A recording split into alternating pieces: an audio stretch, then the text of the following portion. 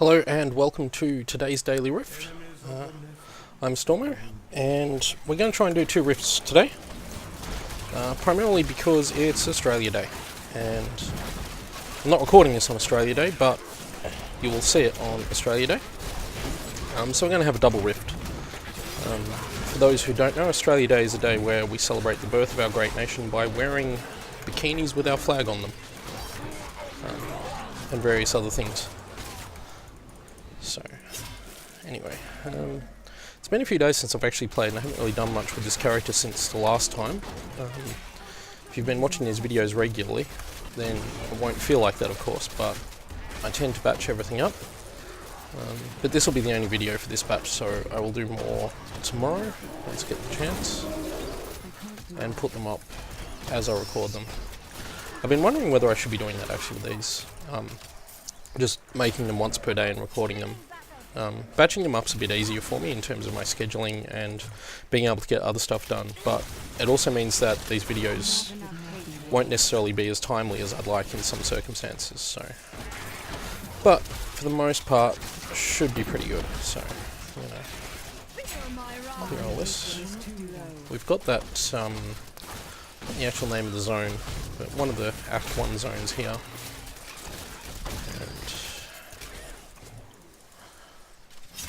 Work our way up, and do yellow, see if we can't get marked for death happening around there.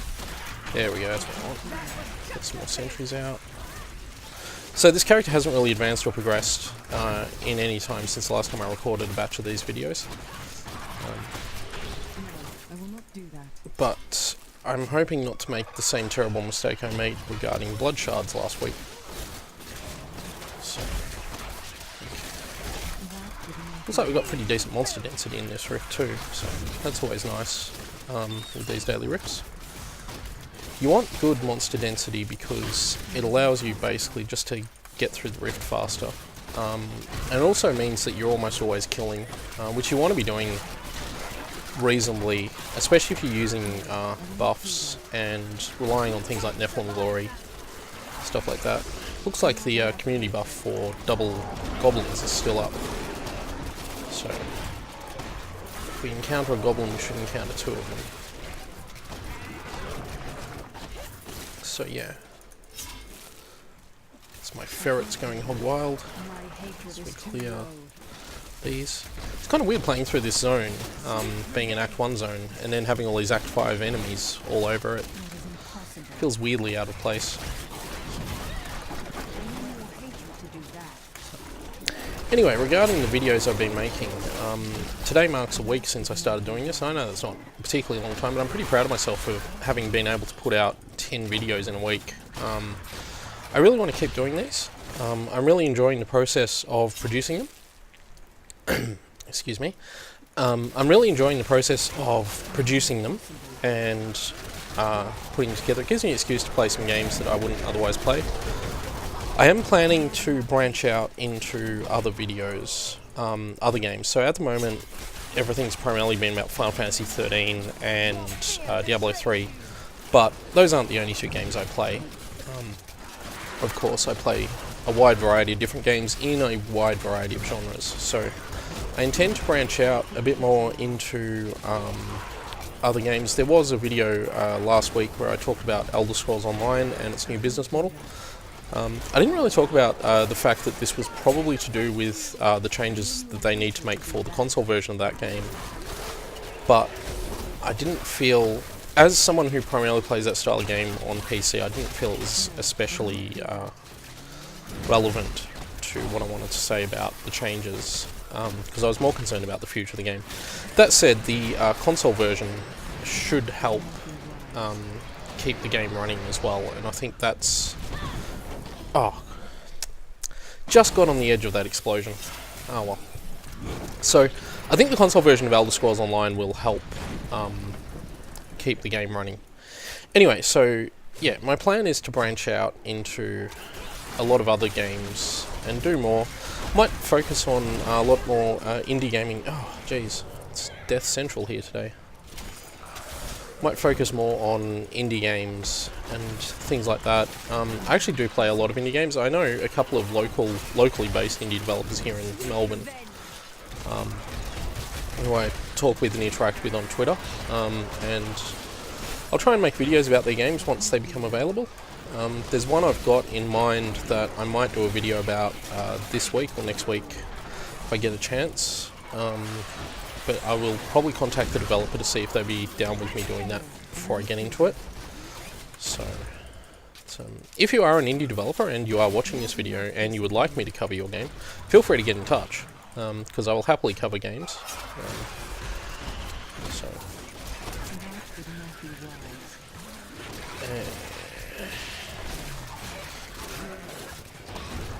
this is a fairly dense run. I've got a lot of enemies that do lots of damage very quickly, so I'm sort of a bit worried about how the Rift Guardian's going to come up here. Still sticking to Torment 4, of course.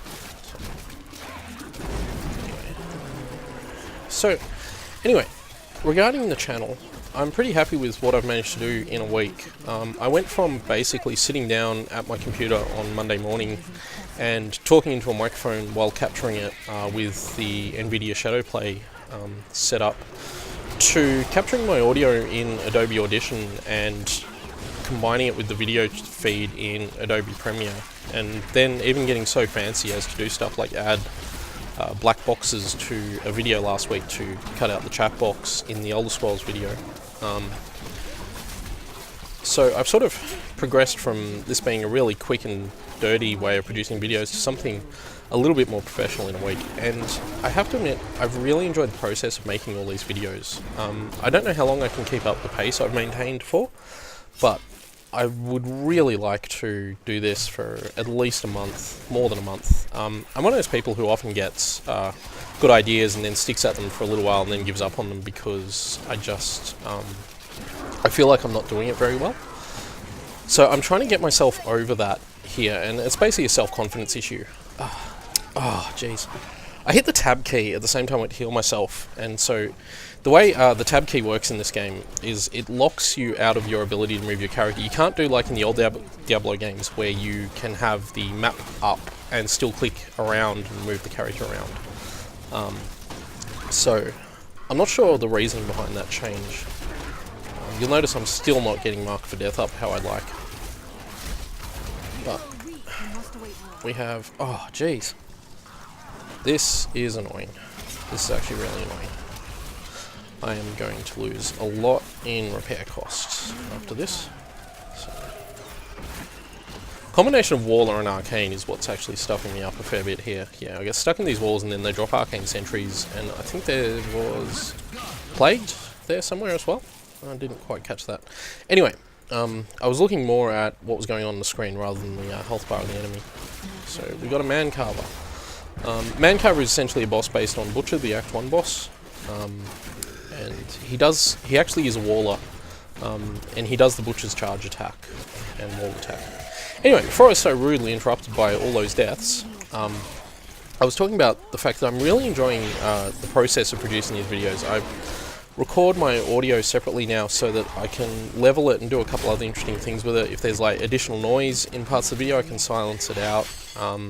Just make it sound a little bit cleaner. It still sounds pretty rough because the mic I'm using is just my headset mic. It has no sort of foam guard or anything like that on it.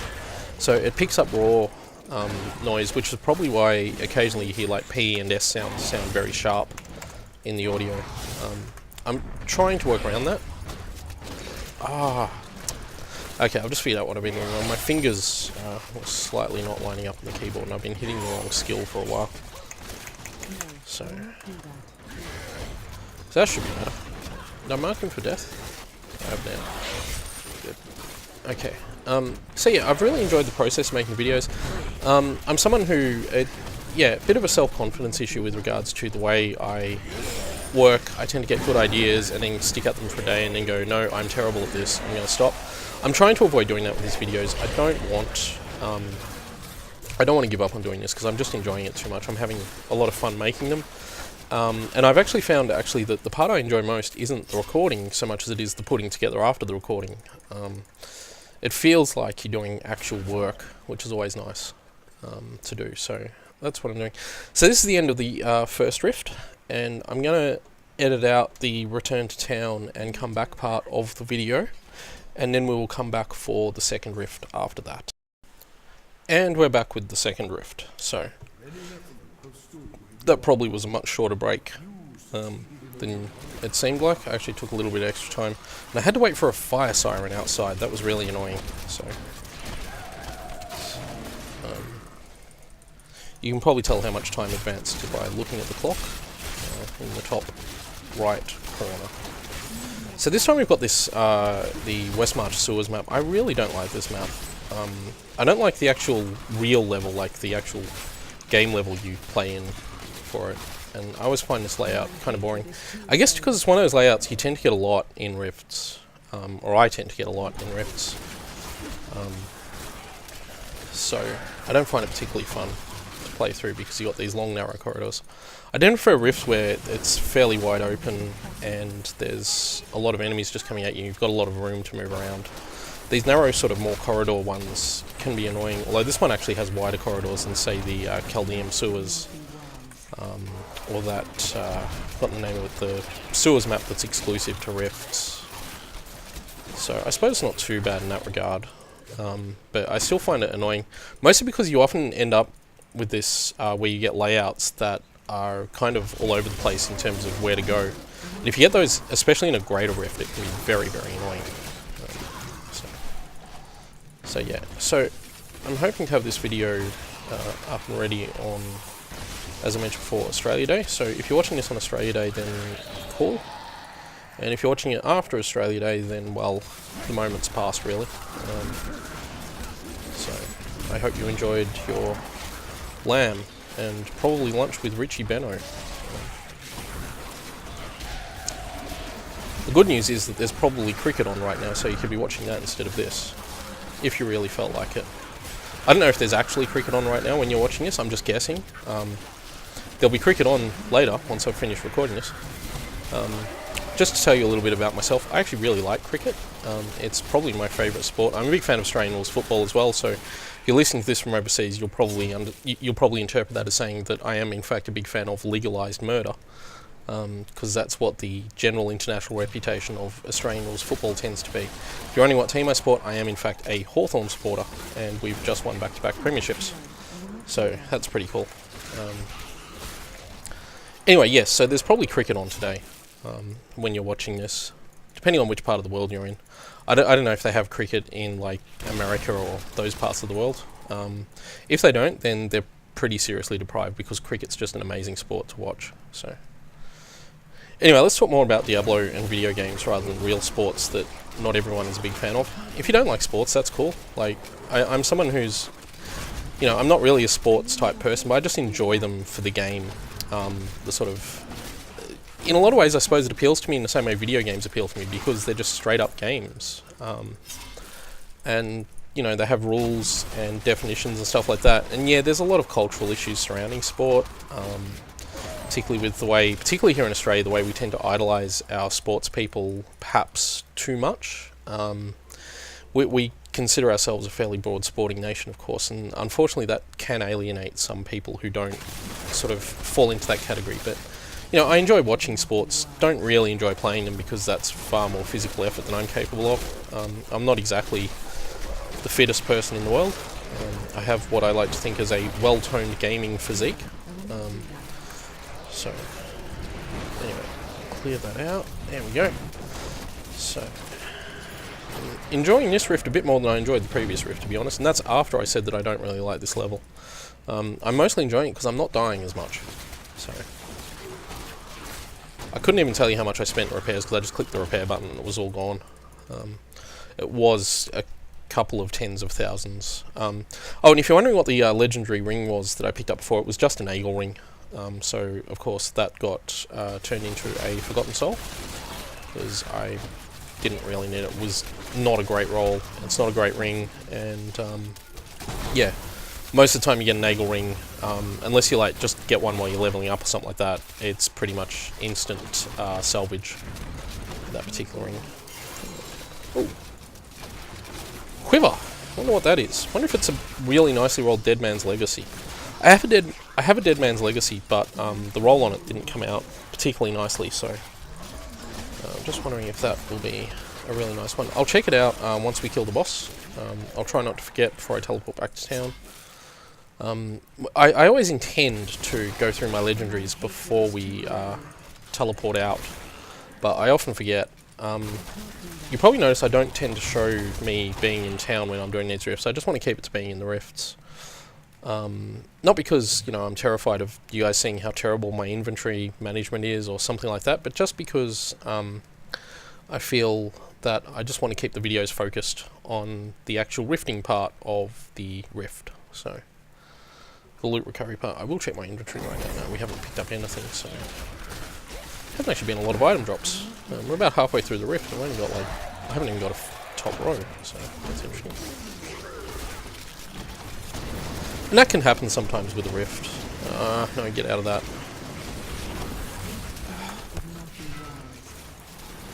I have to stay back here for the moment, just until I can run through that flame thing. I think it'll pop up periodically again, like if I accidentally hit it or something again. I don't remember opening that chest. The other thing we haven't had any of so far is goblins. This is why I don't like this map. There's lots of dead ends all the way through it, and they can just be really annoying to focus on. So, woo, Paragon level! Yay! That's another dead end. Obviously have to go this way. Okay. Just quickly spend that Paragon point.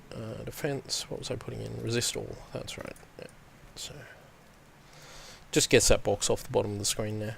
So, there's nothing worse than trying to move around, you just click that box. You're not ready for it.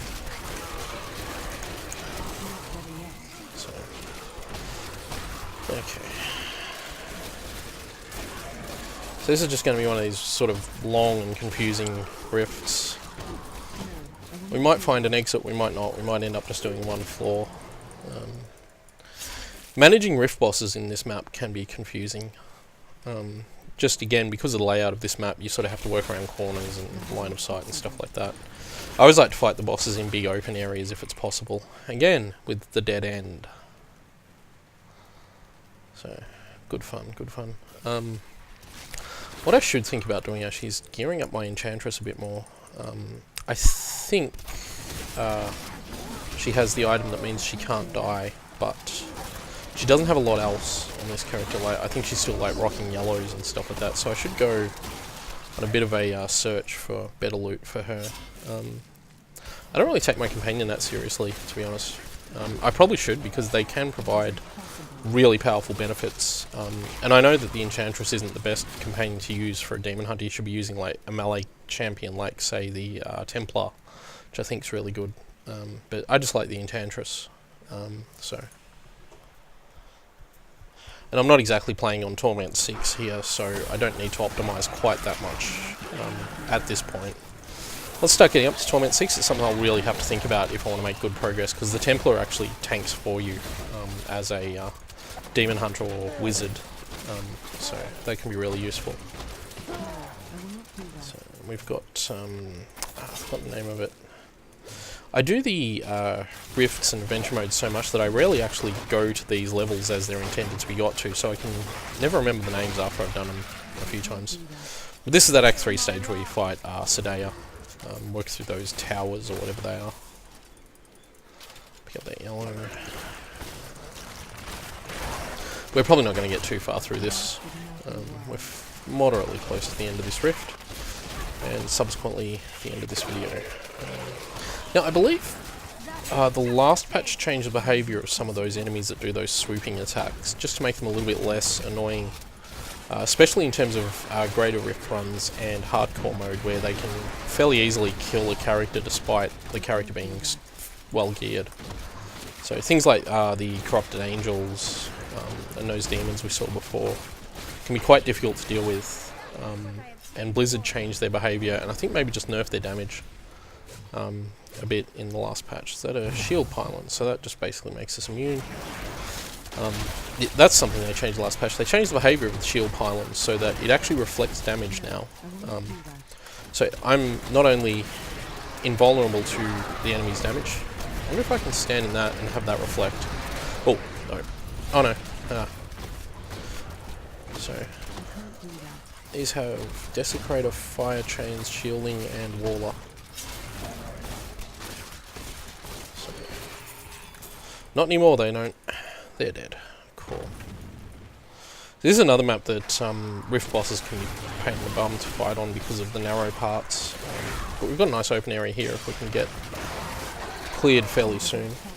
Just build up the Rift. I did see a video the other day of a greater Rift cleared in under a minute, which I thought was rather impressive. Clearly requires decent gear and really good mob density to get that to happen. Oh! Goblins! Hello! Die, die, die, die. I'm just going to spam turrets and mark of death, get a mark of death, mark of death, there we go. Turrets. Turrets are getting away. I'm not even looking at what else is attacking, I'm just trying to keep these goblins. Try and go for both. Looks like they're just the normal treasure goblins, nothing fancy, so... Oh no, hang on, what is that one? That doesn't look like a normal treasure goblin. Well, whatever it is, it's dead. Did I get the other one? Where'd it go? Is it gone right up here? No, it looks like we got them both, so...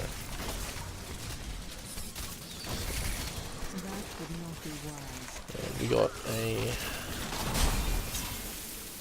There we go. Okay, so that clears all that. And just grab all these items. My ferrets have been picking up all the gold. I don't pick up items. I kind of like it if gems were auto pickup, but I suppose if they were going to have to be auto pickup, they'd also need to be... It would also need to be possible with them for them to stack maybe higher in your inventory and stuff like that too. I know crafting materials they've changed to stack quite high now, 5,000 for most of the base ones, which is really cool. Okay, so we've got ourselves a Rift Guardian. What have we got? We've got Infernal Maiden. Cool. So she's not that difficult to deal with. And we can just sort of bring her back up to this open area that we created for ourselves. Get some turrets out and start working her down, so it shouldn't be too hard. Then we'll take a look at the legendary I picked up just before.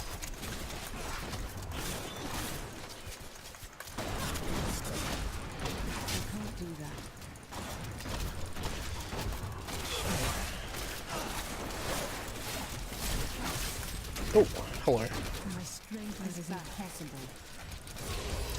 And she's dead. So we've got a Keystone of Trials, and nothing, Forgotten Soul, and not a lot else. So I did pick up a Legendary Quiver just before, so I'll see what's in that, and then that will be the end of this video. Oh, hello, it's a Spines of Seizing Hatred. Chakram now generates 3 hatred. Okay. Oh, okay. That could be interesting.